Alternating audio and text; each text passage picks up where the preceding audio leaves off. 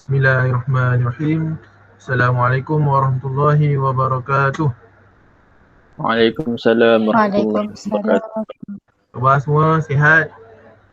Sehat. Sihat? Sihat. Alhamdulillah. Macam mana dengar berita nak balik sekolah nanti? Excited. Excited ke? Semangat. Excited je. Ya ke excited Tak ke? sabar. Bukan suka duduk rumah ke? Penat lah Confirm dia balik cikgu. Dia lepas tukar jadual ni. Lepas Lepas tulang. tukar jadual ni makin semangat cikgu. Lepas tukar jadual hilang semangat. Makin Jadi semangat nak semangat. belajar cikgu. Semangat nak balik rumah. Makin semangat nak balik sekolah.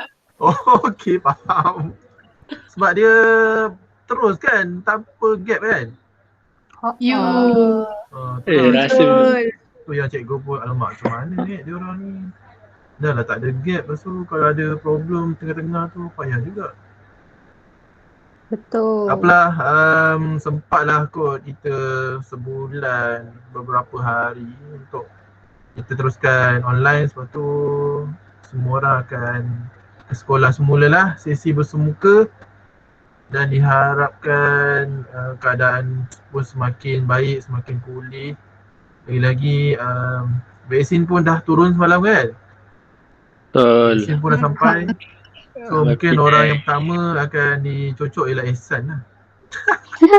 Wow. Ehsan anti vaksin ke? Oh ya ke? Allah. Yelah, orang-orang yang anti vaksin ni lah yang kita kena cocok. Betul, setuju. Mana Ehsan? Okey dah Kita Ehsan? orang boleh ambil cikgu. Tak lah, bawah 18 tak payah, saja je. Tak payah kan. Oh kenapa dah takut Tak ada lah. Kami ambil. Cikgu lah sepatutnya yang takut, sebab antara katanya golongan yang first untuk disuntik. Tak apalah, harap-harapnya semua akan baik-baik saja insyaAllah. Yelah, masing-masing pun macam netizen pun ramai yang kata, bila ni aku nak bawa anak aku keluar jalan-jalan ni, nak melancur, nak tengok dunia luar dan sebagainya, nak keadaan semua pulih seperti biasa. Ekonomi pun diharapkan untuk pulih lah seperti sebelum ni, dan semuanya lah kembali stabil dan juga aman insyaAllah. Oh ya, hari ni hari kedua abang dan kakak antum SPM. Semalam nak tengok tak mereka masuk TV? Tengok. Tengok. Famous lah kejap sekolah kita. Ada jugalah beberapa sekolah lain kan yang masuk TV. So kita pun termasuk antaranya. Itulah debarannya. Kalau antum berada di sini, antum mesti akan rasa jugalah debarannya. Dia lebih rasa lah bila berada dekat sini. Okay. So untuk kita mesti kena teruskan perjuangan untuk SPM tahun ni insyaAllah. Kalau tak ada apa-apa kekangan. Ke antum nak SPM tahun depan? Anak Tahun ni. Tak kisah. tahun ni ke? Yelah, sebelum-bolehnya kita naklah habiskan SPM dalam tahun yang sama kan. Kita tak nak layarnya dianjak.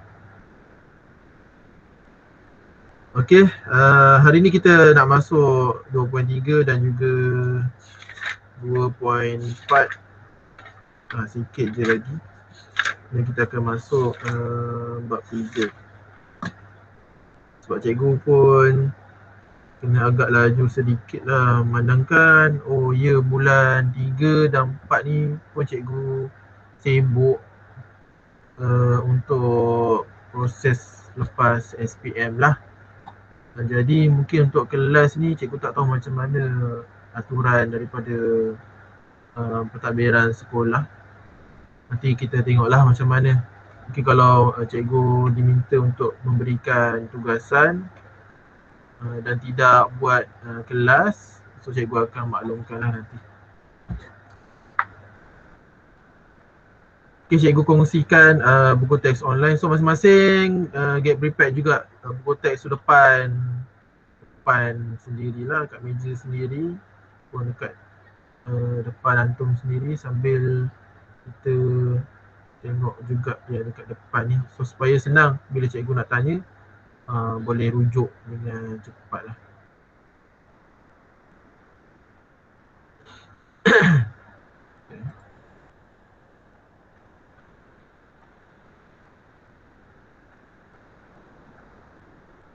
Okay, nampak 2.3.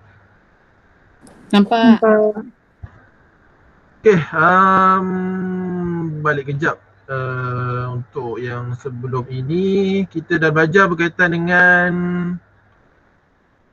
perlembagaan persekutuan, iaitu satu undang-undang yang tertinggi. Semua undang-undang dalam negara kita asasnya ataupun dia punya punca kuasanya tu adalah datang daripada perlembagaan persekutuan. Dan kita pun dah tengok apa asas pembentukan untuk perlembagaan ni, dia punya permulaannya, cerita daripada mulanya macam mana, daripada hukum kanun Melaka dan juga undang-undang laut Melaka, hukum Pahang, undang-undang 99 Perak, juga berkaitan dengan undang-undang Inggeris, berkaitan dengan Charter of Justice dan sebagainya. Kemudian kita juga dah tengok lah minggu lepas berkaitan dengan sejarah penggubalan perlembagaan persekutuan. Sejarahnya penggubalan tu bermula pada 1877 hinggalah pada 1957. Kemudian wujudnya satu Suruhanjaya dipanggil Suruhanjaya Red. Kenapa namanya Red? Sebab ketuanya ialah Lord Red. Lord Red yang menjadi ketua kepada satu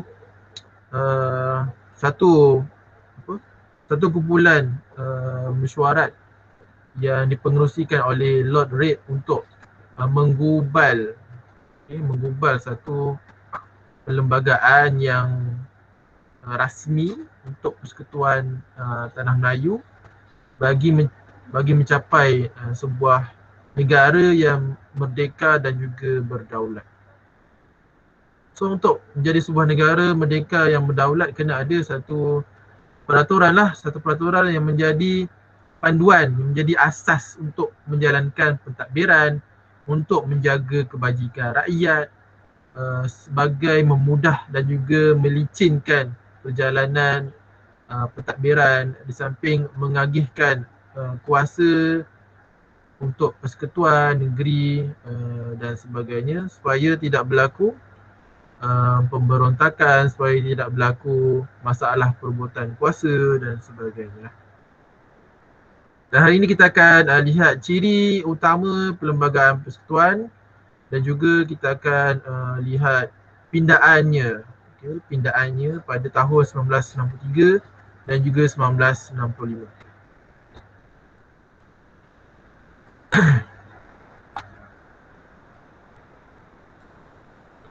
Okey, baik.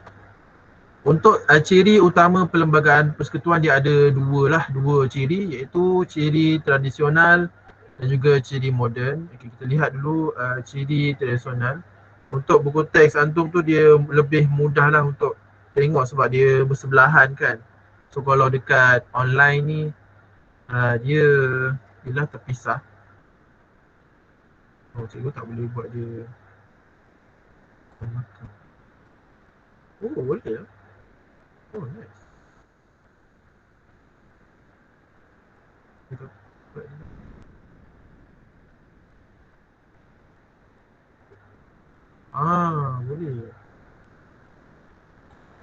Boleh. Sini.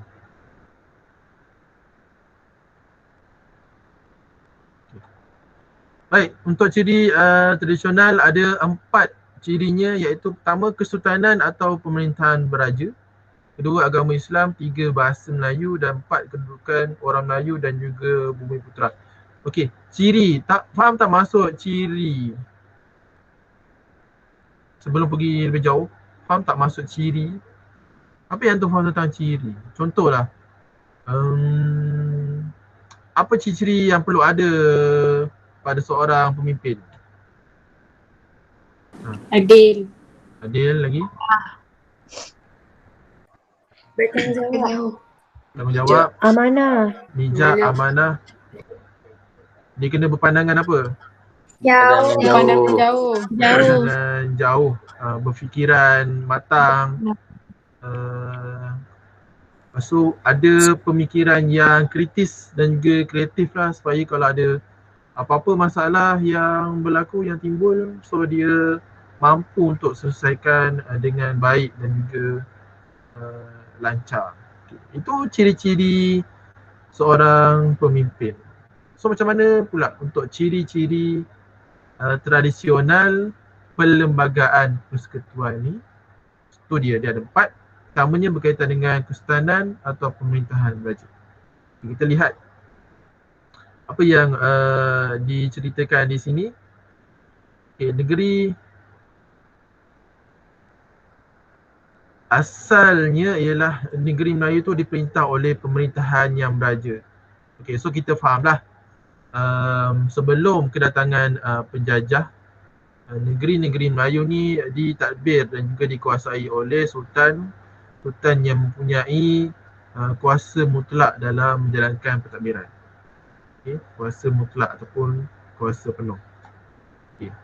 Kemudian setelah mencapai kemerdekaan, pemerintahan beraja ni masih lagi diteruskan, dia tidaklah dimansuhkan. So kalau dimansuhkan, negara kita akan menjadi negara apa tu yang dipanggil macam Singapura tu, negara apa namanya, republik, negara yang menjalankan pentadbiran diketuai oleh presiden dan juga Perdana Menteri. So mereka ada raja, ada keturunan raja, tapi raja mereka tidak berfungsi. Raja mereka tidak ada kuasa untuk menjalankan ataupun memberikan ke pemerintahan. Itu negara republik. So negara kita, apa konsep negara kita, konsep pentadbiran negara kita? Demokrasi berparlimen. Demokrasi berparlimen. Satu lagi, berperlembagaan. apa yang berperlembagaan tu? Siapa? Raja. Okey, raja berperlembagaan. Itu ialah konsep sistem pentadbiran negara kita, negara Malaysia. Satu ialah demokrasi berparlimen, kedua ialah sistem raja berperlembagaan. Raja berperlembagaan kita fahamlah kuasa raja tu tertakluk dengan kuasa perlembagaan persekutuan. So mana-mana apa-apa saja yang berkaitan dengan perundangan, raja perlu patuh dan juga menjalankan pentadbiran apa-apa saja, semuanya kena ikut perlembagaan yang sudah ditetapkan. Kemudian demokrasi berparlimen. Apa asas dalam parlimen? Ada 3. Siapa tahu? Asas dalam parlimen ada 3. Pertamanya ialah raja ataupun yang di-Pertuan Agong. Yang Pertuan Agong lah yang betulnya, yang Pertuan Agong. Satu lagi apa? Dewan apa? Dewan negara. Dewan negara. Satu lagi? Dewan negara. Dewan rakyat. Dewan undangan bukan asas dalam parlimen. Itu di bawah kerajaan negeri. Dewan undangan. Okay, so ingat 3 asas di bawah demokrasi berparlimen. Kita ada 3. Pertamanya ialah yang di-Pertuan Agong, kemudian Dewan Rakyat, dan yang ketiga ialah Dewan Negara. Tiga-tiga elemen ni yang menjadi asas dalam parlimen. Dalam parlimen. Seterusnya kita lihat, kita pun tahulah yang Pertuan Agong tu sebagai pemerintah tertinggi negara. Kemudian bidang kuasa yang di-Pertuan Agong selain daripada pemerintah tertinggi negara, ada kuasa mengampun dan menangguhkan hukuman orang yang disabitkan kesalahan. Cuba bagi contoh apa situasi ataupun isu yang mendapat pengampunan yang di-Pertuan Agong. Yang kes apa tu, siapa tu? Apa ya nama orang tu? Siapa orang tu? Alah, Siapa apa siapa nama ingat? orang tu?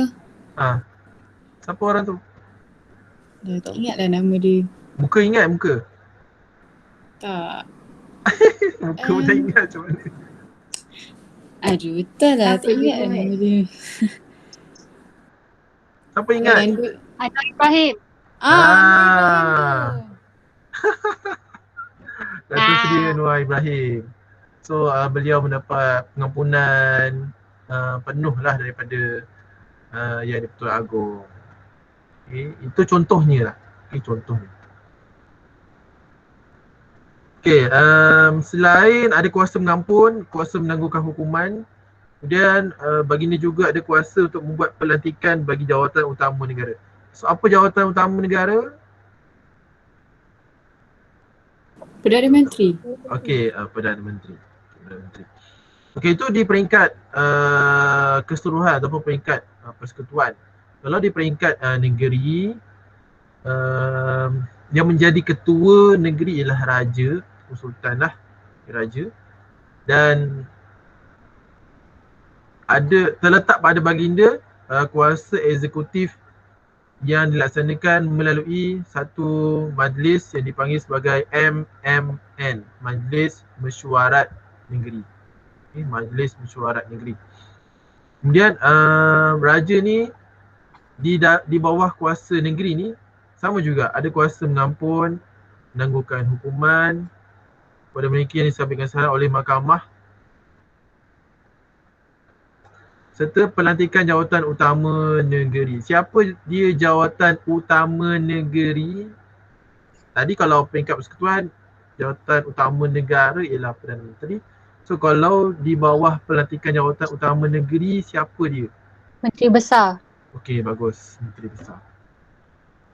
Okey, dan raja juga sebagai tonggak kehormatan, maksudnya sebagai seorang yang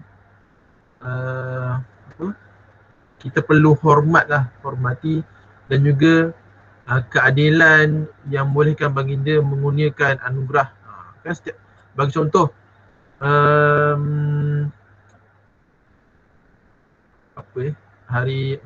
hari Sultan Selangor hari tu kan, Sultan Selangor ada memberikan darjah kebesaran, anugerah dan sebagainya kepada orang perseorangan yang memberikan jasa lah kepada negeri Selangor, khususnya daamnya kepada negara lah. Okay, selain beri anugerah, ni dia penghormatan dan juga bintang kehormat kepada individu yang terpilih.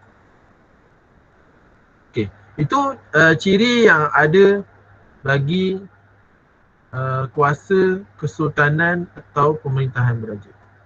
Okay, kita lihat dalam konteks agama Islam. Okay.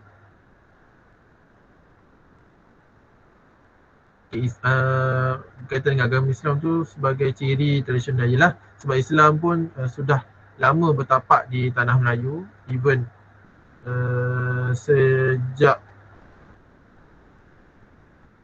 Kesultanan Kedah tua lagi Islam sudah bertapak tanah Melayu. Kemudian bila masuknya para Meswara membuka Melaka, masa tu para Meswara masih lagi belum mengenal Islam. Kemudian para Meswara pun memeluk Islam, maka keseluruhan pentadbiran Kesultanan Melayu Melaka tu semua menjalankan lunas-lunas Islam, agama Islam. Okey, kita lihat pada zaman British, raja di negeri Melayu tidak menerima nasihat daripada penasihat British berkaitan dengan hak dan kedaulatan raja, adat istiadat orang Melayu dan juga agama Islam. So di sini bermaksud ialah sebabnya British dia kacau semua berkaitan dengan pentadbiran, berkaitan dengan ekonomi, berkaitan dengan sosial. Cuma yang tak diganggu ataupun yang tidak diberi nasihat ada dua benda, iaitu pasal berkaitan dengan agama Islam dan juga berkaitan dengan adat istiadat. Dan selepas merdeka, agama Islam tu terletak di bawah kuasa raja di negeri masing-masing. Contohnya, bagi wilayah persekutuan dan negeri yang tidak beraja, cuba senaraikan apa wilayah persekutuan dan juga negeri yang tidak beraja? Melaka. Jadi, Pinang. okey. Sabah. Sarawak. Sabah, Sarawak, okey. Labuan, Putrajaya. Labuan, Putrajaya. Ada lagi? Kuala Lumpur. KL. Johor. Ada Ada Sultan. Ada. Okey, ada Sultan. Negeri Sembilan. Ada. Pulau Pinang. Negeri Sembilan tak ada Sultan. Tapi dia raja. Dia Raja. Negeri Sembilan tak ada raja. Lah yang di Pertua, Pertua yang di- besar tu. Yang Puan besar tu. Yang di Pertuan Besar. Okey. Tu dia. Okey. So tu kena tahulah, tu sebagai pengetahuan yang tu kena tahu sebagai rakyat Malaysia. Baik, bagi wilayah persekutuan dan negeri yang tidak beraja, perkara ini terletak di bawah kuasa yang kuat. Okey, bahasa Melayu. Senang je nak faham. Sejak zaman Sultan Melayu Melaka, memang bahasa Melayu tu jadi bahasa utama ataupun dipanggil sebagai lingua franca. Okay, lingua franca, dan mainkan peranan sebagai bahasa ilmu. Selain bahasa Melayu tu dijadikan sebagai bahasa perantaraan untuk menjalankan aktiviti perdagangan, juga bahasa Melayu ni sebagai bahasa ilmu. Contoh, kalau ada kitab tafsir daripada Arab ataupun Parsi, bila dibawa masuk ke tanah Melayu, dalam Kesultanan Melayu Melaka, so akan ada ilmuwan-ilmuwan, cendekiawan Melayu ni akan menterjemahkan kitab tersebut ke dalam bahasa Melayu. Tujuannya supaya penyebaran ilmu tu meluas dan mudah faham untuk rakyat jelata. Dan kini bahasa Melayu menjadi bahasa kebangsaan dan juga bahasa rasmi.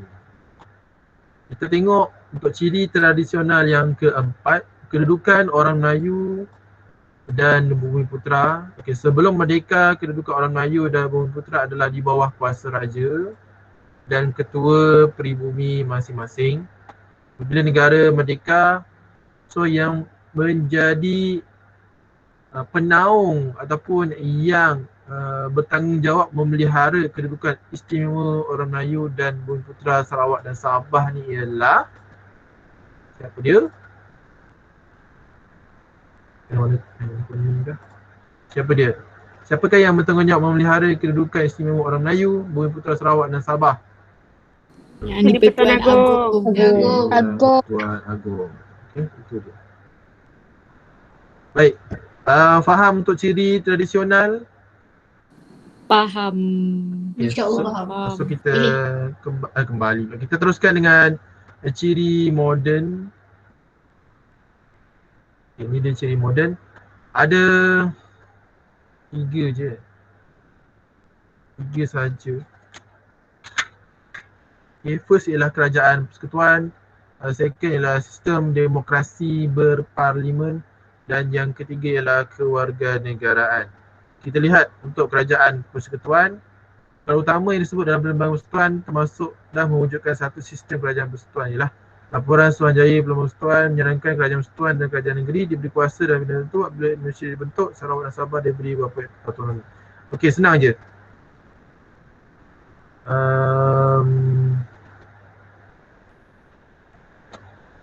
Untuk mudah faham ialah dalam ciri moden untuk kerajaan persekutuan, kerajaan negeri diberi kuasa dalam bidang tertentu. Maksudnya dalam satu pemerintahan negara kita ni ada 2 kuasa, iaitu kerajaan persekutuan dan juga kerajaan negeri. Dan di bawah kedua-dua ini ada tugas masing-masing.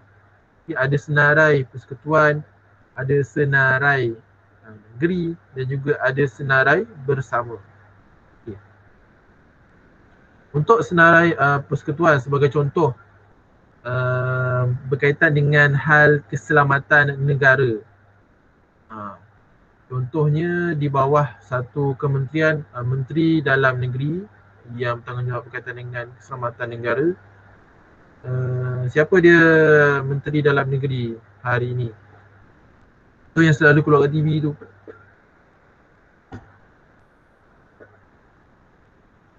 Siapa dia? Siapa tahu?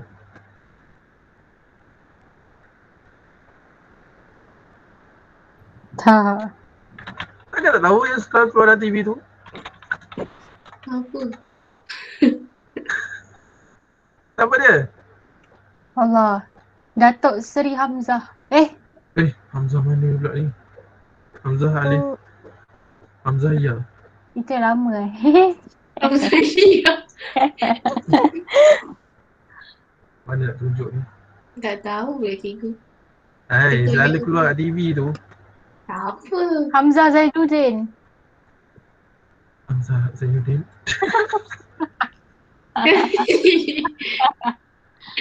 Datuk Seri Muhammad Azmin Ali. Ha? Tiba. Allah. Tak apa, kita cuba. Entahlah Apa cikgu, tak cikgu tahu ni? lah cikgu. Sekejap. Oh. Aziz Zaman. Oh, tu Timbalan. Dia sekejap. Siapa? Oh ke cikgu salah sebut menteri ni? Ya kot? Tadi Yelah, keselamatan nak Menteri cikgu. Dalam Negeri Hamzah Zainuddin. Ni sorry, Menteri Kanan Pertahanan berkaitan dengan keselamatan Ah. negara. Dah. Ni selalu keluar TV. Ismail Sabri. Datuk Seri Ismail Sabri. Patutlah semua bela. Datuk Seri Ismail Sabri. Okay. Contoh kalau Datuk Seri Ismail Sabri bawa isu berkaitan dengan keselamatan negara, so memang dia lah orang yang utama akan berucap, yang akan berada dalam sidang media. Okay. Contoh, kalau dia ada persoalan daripada wartawan dan sebagainya, tanya berkaitan dengan hal isu agama ataupun dalam ada soalan berkaitan dengan, contoh dia tanya dalam nak urusan berkaitan dengan perkahwinan, pernikahan ataupun majlis dan sebagainya, berapa orang yang boleh terlibat. So Datuk Seri Ismail Sabri ni dia akan cakap, okey, tu semua terpulang kepada kuasa kerajaan negeri masing-masing. Sebabnya kalau hal berkaitan dengan agama, Islam, semua tu tertakluk kepada bidang kuasa kerajaan negeri masing-masing. Itu dipanggil sebagai pengagihan kuasa. Kalau kerajaan persekutuan, contohnya berkaitan dengan hal keselamatan negara. Kalau kerajaan negeri berkaitan dengan agama Islam dan juga adat istiadat. Ada tak dia punya pengagihan kuasa?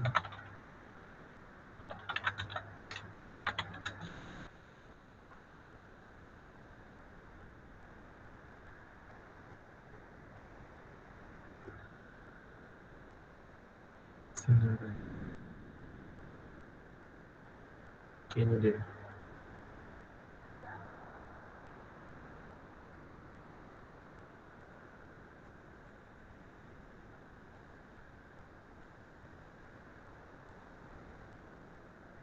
Tak nampak.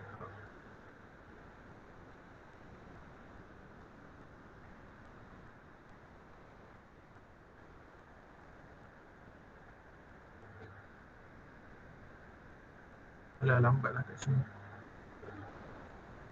Tak apalah, tuliskan dulu dekat buku nota. Nanti cari senarai persekutuan, senarai negeri dan juga senarai bersama. So nanti antum boleh tengok dia punya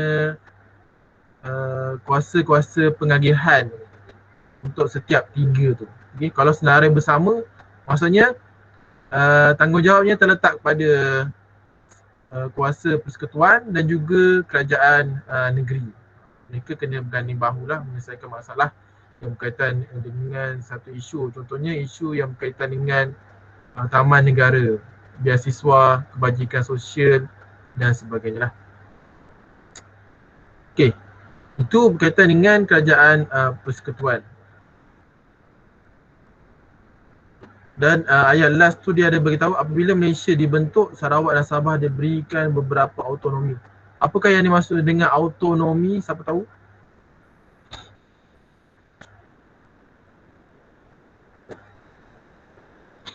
Apa dia autonomi? Hak memerintah. Okey, hak memerintah. Maksudnya Sabah dan Sarawak bukan hanya diletakkan di bawah kerajaan persekutuan, tapi mereka juga diberikan hak untuk mentadbir, menjalankan pemerintahan negeri mereka masing-masing. Okey, itu dia. Okey, kita lihat kepada sistem demokrasi berparlimen. Perlembagaan Persekutuan memperuntukkan sistem demokrasi di Malaysia. Asas demokrasi ialah pilihan raya. Ialah nak jalankan, nak pilih wakil rakyat yang ada di Dewan Rakyat untuk bincang berkaitan dengan perlembagaan, bincang berkaitan dengan isu-isu semasa negara. So kena ada satu proses pemulanya, iaitu ialah pilihan raya. So apa tujuan utama pilihan raya? Tadilah macam saya kata, memilih wakil pemimpin dan seterusnya menubuhkan kerajaan. Kena adalah wakil pemimpin dan seterusnya wakil-wakil tersebut menubuhkan kerajaan. Okey, untuk menjalankan satu proses pilihan raya yang adil, kena ada satu badan yang bebas daripada mana-mana kuasa, mana-mana pengaruh. So satu badan khas tu telah ditubuhkan. Apa namanya? Suruhanjaya Pilihan Raya. Okey, SPR, Suruhanjaya Pilihan Raya. SPR dengan SPRM sama ke beza? Beza. Kalau Beza. SPRM apa? Rasuah. Jaya Pencegahan Rasuah Malaysia. Ya, betul. Suruhanjaya Pencegahan Rasuah.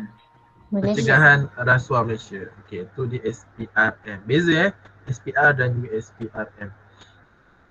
Okey, so apa fungsi untuk SPR? Bertanggungjawab sepenuhnya menjalankan pilihan raya, iaitu pilihan raya persekutuan untuk memilih wakil yang membentuk kerajaan persekutuan, dan pilihan raya negeri PRN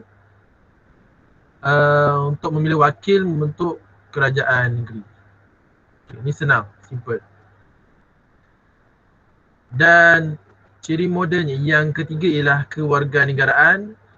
Okay, kewarganegaraan persekutuan mula diperkenalkan 1948 melalui perjanjian Persekutuan Tanah Melayu. Sebelum ini tidak terdapat satu kewarganegaraan yang sama bagi seluruh negara. Maksudnya kita ada rakyat raja, kita ada rakyat British, dua taraf ni. Jadi diseragamkan pada tahun 1948. Jadi rakyat raja dan juga yang dapat kerakyatan British yang dilahirkan di Melaka dan atau Pulau Pinang. Kemudian kemerdekaan Tanah Melayu dan pembentukan Malaysia melahirkan taraf kewarganegaraan yang sama pada rakyatnya. Ya, senanglah supaya diseragamkan walaupun berbeza dari segi bangsa, budaya, agama dan sebagainya. Masing-masing menerima taraf kewarganegaraan yang sama haknya. Namun untuk asas ataupun apa tu dipanggil, hak bumi putera tu tidak dilupakan. Hak bumi putera tu masih lagi diberikan keutamaan dalam perlembagaan persekutuan. Itu di bawah ciri tradisional tadilah. Di bawah kedudukan orang Melayu dan juga bumi putera. Okey, untuk kesimpulan ini, perlembagaan persekutuan mengandungi ciri tradisional dan juga moden. Samping itu, negara undang-undang yang terkandung dalam perlembagaan negara bertujuan untuk agar rakyat patuh pada peraturan, dan juga rakyat perlu mematuhi undang-undang bagi menjamin keamanan negara. Yalah, kenapa undang-undang tu dicipta? Untuk pertamanya ialah untuk menjamin kesejahteraan. So macam mana nak jamin kesejahteraan? Kena ikut pada undang-undang.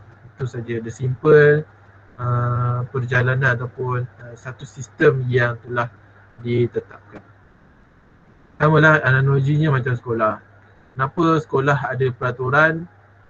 Tujuannya adalah untuk menjaga. Jaga siapa? Jaga murid lah terutamanya sebagai klien di sekolah.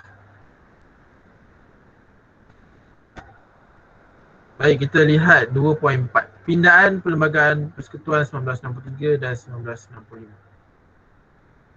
Okey, apa yang menjadi asas kepada Persekutuan Malaysia 1963 adalah Perlembagaan Tanah Melayu 1957. Hal ini berlaku bila terjadi penggabungan. Penggabungan apa? Iaitu penggabungan Tanah Melayu, Sarawak, Sabah dan juga Singapura. Okay. Kita dah belajar kan tahun lepas. Kita dah tahu macam mana Singapura tu keluar daripada Malaysia.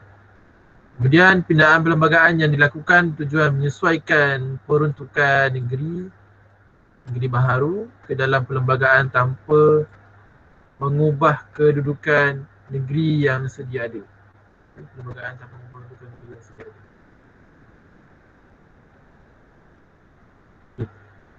Terdapat beberapa pindaan perlembagaan yang utama dilakukan pada tahun 1993 dan 1995 melibatkan struktur mahkamah atasan dan pemisahan Singapura. Okay, kita tengok apa dia punya perubahan tu. Pindaan ni adalah perubahan, kena faham. Pindaan tu adalah perubahan lah. Satu perlembagaan ataupun undang-undang yang dipinda, yang diedit ataupun yang dikemas kini.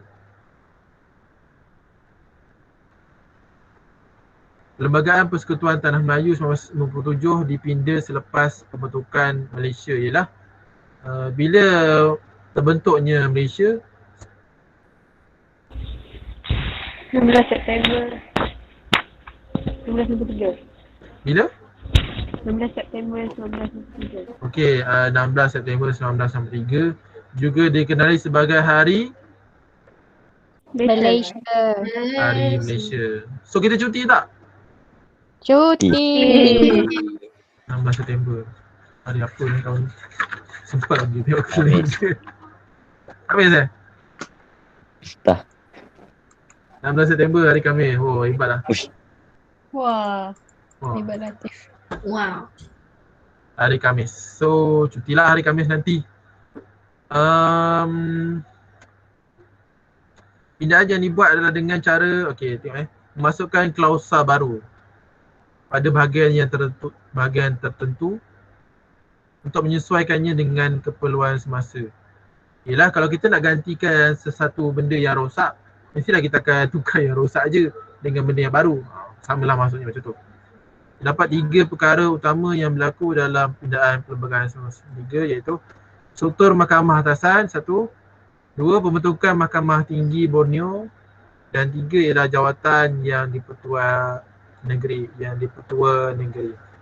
Okay. So dia dah ada 3 penerangannya dekat bawah ni. Kita tinggal tengok je lah. Okey, di bawah struktur Mahkamah Atasan apakah yang berubahnya?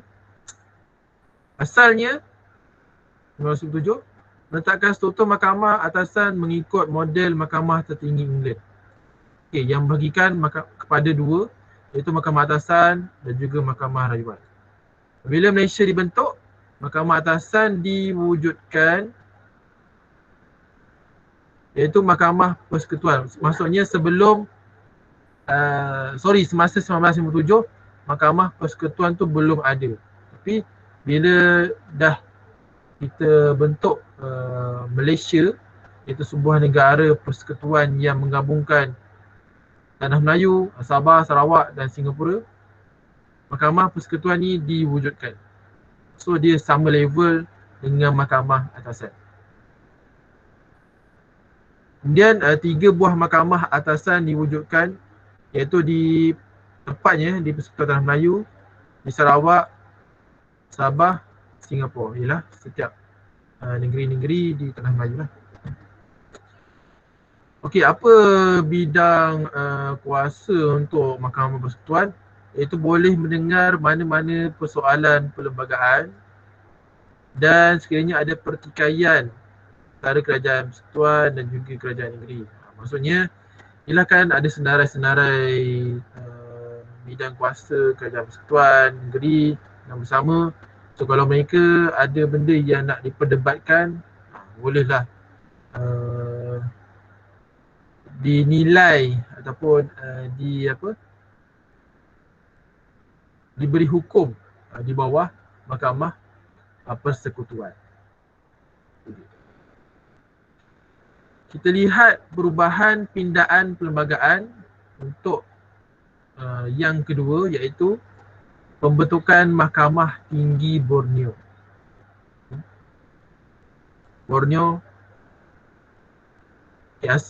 Perlembagaan Malaysia mengekalkan kedudukan Mahkamah Tinggi Malaya,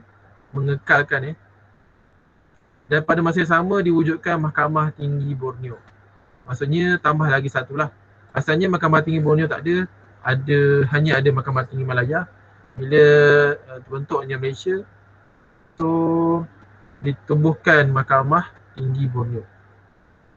Peranannya adalah untuk mengurus soal kehakiman di Sarawak dan juga Sabah. Disebutkan Borneo tu merujuk kepada Sarawak dan juga Sabah.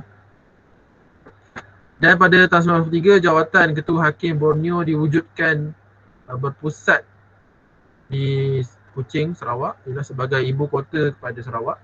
Dan menjelang tahun 1994, jawatan ini diubah kepada Ketua Hakim Sarawak dan juga Sabah. Maksudnya dekat Sarawak ada Ketua Hakim, dekat Sabah pun ada Ketua Hakim. Okay. Dia tidak lagi hanya satu saja Ketua Hakim Borneo. Asalnya satu Ketua Hakim Borneo, pusatnya dekat Kuching. Tapi bila tahun 1994, mungkin ada pencanggahan kuasa ataupun susahlah kalau hanya berpusat di Sarawak, di Kuching saja. Dia tak balance. So dibuat dua jawatan, iaitu Ketua Hakim Sarawak satu, Ketua Hakim Sabah satu. Faham setakat ni? Dia memang berat sikit lah kalau dah masuk kaitan dengan perlembagaan ni. Tapi antum just kena faham dia punya perjalanannya dan terms, istilah-istilahnya. Itu je yang penting. Sebab kalau tak faham terms, tak faham perjalanan, baca pun agak susah lah. Okey, yang ketiga, apakah yang dipinda dalam perlembagaan persekutuan ini? Ialah jawatan yang dipertua negeri. Okay, apabila Malaysia dibentuk, Sarawak dan Sabah diketuai oleh yang dipertua negeri masing-masing. Okay. Yang dipertua negeri tu dilantik oleh yang di-Pertuan Agong. So dalam menjalankan tugasnya, yang di-Pertuan negeri kena ikut nasihat Majlis Tertinggi bagi Sarawak dan Kabinet Negeri bagi Sabah. Kalau Sarawak dipanggil Majlis Tertinggi, kalau Sabah dipanggil Kabinet Negeri. Nampak tak keunikan dalam sistem pentadbiran di negeri dalam Malaysia, okay, ada namanya yang tersendiri. Majlis Tertinggi Sarawak, Kabinet Negeri Sabah. Kita lihat pindaan perlembagaan 1965. Tunku Abdul Rahman selaku Perdana Menteri Malaysia pada ketika itu, yang pertama membawa usul pindaan perlembagaan yang dinamakan Pindaan Singapura di Parlimen. Ogos 1965, Parlimen meluluskan usul ini yang membolehkan Singapura keluar dari Malaysia. Okay. Nak buat satu perkara, nak buat sesuatu yang berkaitan dengan sistem yang mengubah pentadbiran negara, tak boleh sewenang-wenangnya buat atas arahan sendiri, arahan Perdana Menteri sendiri. Tidak. ianya perlu dibincangkan. Okay, tak boleh sesuka hati. Tujuannya supaya adil lah. Supaya adil dan ada justifikasinya yang tertentu supaya tidak berlaku di masa belakang, di masa hadapannya masalah timbul, isu ataupun rakyat mula marah dan mempersoalkan kenapa keadaan sedemikian berlaku. So kena ada mesyuarat. So mesyuarat ni untuk untuk keluarkan Singapura ni dari Malaysia, dibuatlah satu sidang, satu usul untuk meminda perlembagaan dan dijalankan di parlimen. Okay. Oleh itu semua perkara berkaitan dengan Singapura dimansuhkan dalam Perlembagaan Malaysia Pindaan 1965. Contohnya dari segi immigration, kewangan, hubungan luar negara dan juga pertahanan. Maksudnya berkaitan dengan immigration, kewangan, hubungan luar negara dan juga pertahanan, semuanya itu diubah ataupun dimansuhkan. Bila dikeluarkan Singapura dari Malaysia, so Singapura waktu tu jadi apa? Waktu tu jadi apa? So dia hanya sebuah pulau lah pada ketika itu. Cikgu dah tunjuk belum video macam mana Singapura bangkit? Dah. Kan? Sudah. Pasal. Siapa yang tak ingat nanti boleh tengok semula lah macam mana Singapura bangkit daripada sebuah pulau yang memanglah dia kecil dan sekarang pun masih kecil juga. Tapi dari segi ekonominya tu macam mana dia boleh menjadi sebuah negara maju hingga ke hari ini. Okey, dalam gambar tu kita boleh lihatlah situasi ataupun peristiwa di mana Tunku Abdul Rahman Putra Al-Haj menghadiri persidangan akhbar untuk menerangkan kepada wartawan kenapa ataupun sebab dipisahkan Singapura daripada Malaysia. Okey, yang berlangsung di bangunan Parlimen KL. Okey, kita lihat perlembagaan merupakan undang-undang tertinggi ialah dalam sebuah negara. Kemudian menjadi panduan, ni cikgu dah banyak kali sebut, jadi panduan untuk jelaskan kuasa dan setiap perkara. Dan negara kita mengalami pindaan perlembagaan pada 1963 dan juga 1965. Okay. Ini 1963. Okay, kalau lain. Kalau P. 19. Ini 1963. Yang ni 1965. Assalamualaikum warahmatullahi 1963 berkaitan dengan 3 tadi. Kalau 1965 berkaitan 1965 berkaitan dengan Singapura. Okey, seterusnya Malaysia sebuah negara yang unik. Mempunyai perlembagaan berasaskan ciri tradisional dan juga moden. Kedua-dua ciri ini saling melengkapi antara satu sama lain. Dan apabila Malaysia dibentuk pada 1993, pindaan perlembagaan dilakukan bagi menyesuaikannya dengan Sarawak dan Sabah. Ialah bila ada ahli baru, bila ada negeri baru, so pindaan tu kena diubah lah. Itu je, the simple dia, antum kena faham. Dia pindaan perlembagaan dilakukan tahun 1965 sebab berpisahnya Singapura daripada Malaysia. Itu saja. Dah habis. Nak tengok ke pasal Singapura? Nak. Lagi Ke cikgu nak tanya soalan? Nak. tengok video cikgu. Video. Semangat dia. Hari tu kan cikgu dapat email tau dari YouTube. Untuk kelas rakaman form 4 kot.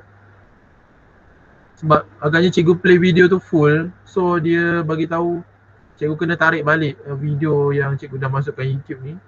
Cikgu kena padam sebab dia berkaitan dengan apa tu? Lesen, bukan lesen. Copyright. Hak cipta, copyright. Oh. Apa ya? Copyright? Oh, sebab cikgu tunjuk video YouTube kan cikgu? Kan cikgu tunjuk video YouTube dalam kelas ni. Kemudian kan kita kan rakam, kemudian cikgu upload semula. So dia ingat kita cuba nak copyright dia punya video tu lah. Oh power kan, macam mana dia orang boleh detect kan? Lah. Sebenarnya kita guna hanya untuk tujuan pelajaran, bukannya untuk tujuan komersial pun. Siapa lah yang nak tengok video rakaman ni? Ha? Siapa yang nak tengok? Siapa? Ada. Nanti hari Ahad kalau free tengoklah cikgu dekat TV Cikgu apa? Berapa cikgu? Berapa Ada cikgu? TV. Nantilah cikgu share dekat Telegram. Wow. Hari Ahad. Cikgu TV berapa cikgu? Famous. 28 hari bulan 2 hari Ahad jam 9 pagi.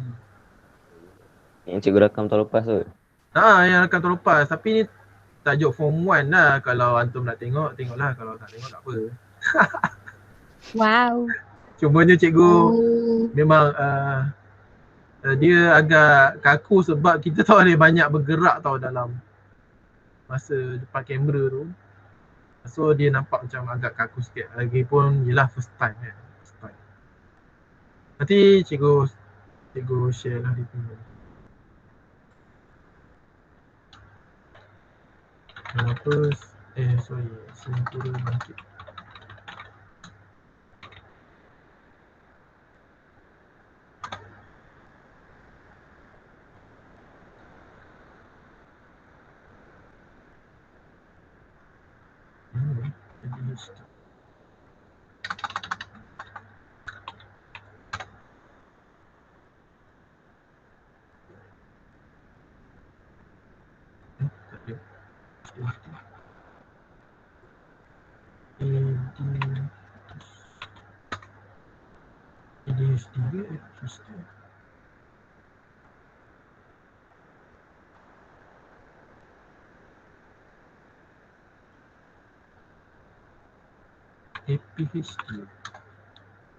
APHD.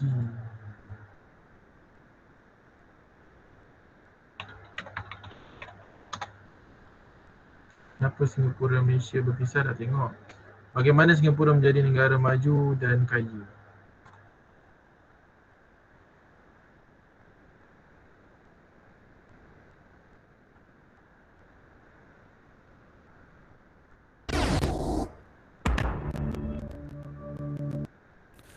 Bagaimana Singapura menjadi kaya dan maju?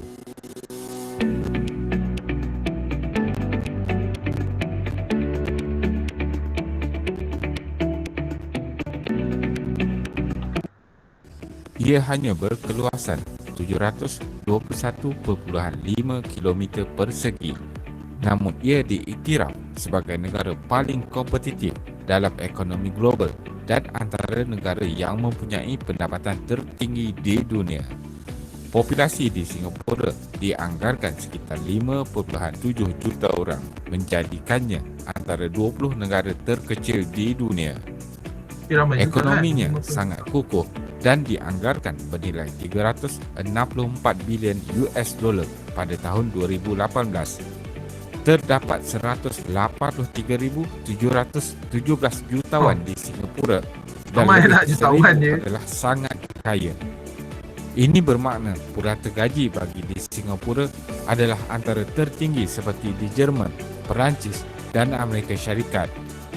Jadi, mari kita lihat bagaimana negara sekecil Singapura ini boleh menjadi kaya dan sangat maju.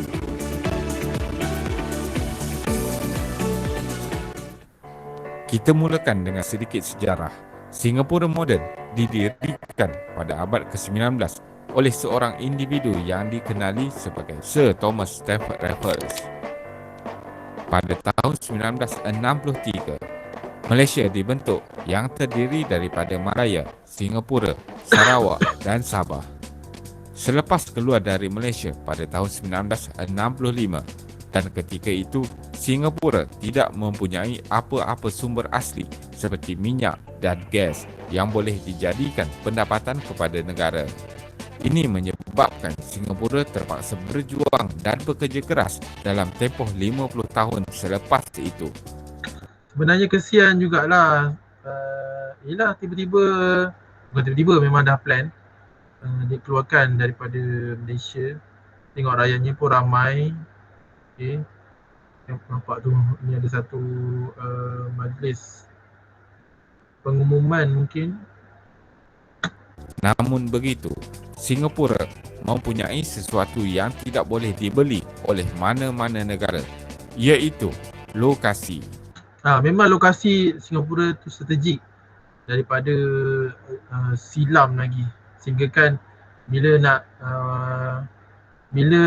kita nak bila British nak buat Malayan Union, Singapura tu pun nak diasingkan kan daripada pentadbiran British tu.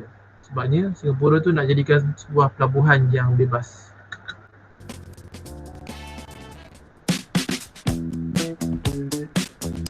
Singapura terletak di pertengahan jalan perdagangan yang terpenting, iaitu hubungan bagi Asia dan Eropah. Inilah yang menjadikan British sangat berminat untuk memiliki pulau kecil ini. Walaupun Malaysia, Thailand dan Indonesia juga mempunyai pengaruh terhadap laluan perdagangan ini, tetapi negara-negara ini tidak begitu berjaya. Good grammar and Allah, spelling are important, but if you want to write essays that inspire, Kini, Singapura bersama-sama negara seperti Hong Kong, Korea Selatan dan Taiwan menjadi ASEAN Tiger. Bagaimana ini boleh berlaku? Kuncinya terletak kepada seorang pemimpin ikonik mereka, iaitu Lee Kuan Yew. Singapura bermula dengan pelbagai isu dan masalah seperti kekurangan rumah, migrasi dan pembangunan yang lembab. Pada waktu itu, Lee Kuan Yew sebagai Perdana Menteri Singapura yang pertama adalah orang yang bertanggungjawab sepenuhnya dalam mengubah landscape ekonomi Singapura daripada negara dunia ketiga kepada negara maju. Antara polisi yang memberi kesan besar kepada ekonomi Singapura pada waktu itu adalah polisi perdagangan bebas dan tarif yang sangat rendah telah membawa kejayaan. Inilah antara kejayaan Singapura menjadi sebuah negara yang maju. Mereka fokus untuk perkhidmatan. Perkhidmatan memang nombor satu lah di Singapura. Sebab itulah mereka boleh menjadi sebuah negara yang maju dan berjaya sehingga ke hari ini. Even mereka tak ada pun sumber asli, mereka tak ada pun sumber galian yang buatkan mereka menjadi kaya. Tapi mereka ada satu skill, satu kemahiran berkaitan dengan perkhidmatan. Okay, nanti bolehlah tengok sendiri supaya antum lebih faham dan sebagainya, sebab kelas pun dah pukul 10. Masa pun dah pukul 10, antum nak rehat. Okay, ada apa soalan setakat ni? Tak ada. Cikgu, Ya, cikgu suruh buat apa tadi? tadi. Ada tadi cikgu suruh cari apa tak? Tak tak jadi Cari Cari senarai ni, persekutuan bernama dengan negeri. Bernama bersama. Bersama. Bersama Senarai dengan persekutuan, negeri. senarai negeri dan senarai bersama. Tengok dia punya pengagihan kuasa ni tu. Dia ada diagram tu. Tengok pengagihan kuasa dia. Faham tak? Faham tak faham? Faham. Terima kasih cikgu. Sama-sama. Okay, ada apa lagi nak tanya? Semua ada ni kan? Ya. 43 ni. Okay, bagus. Memang gempuk apa ni Syed ni.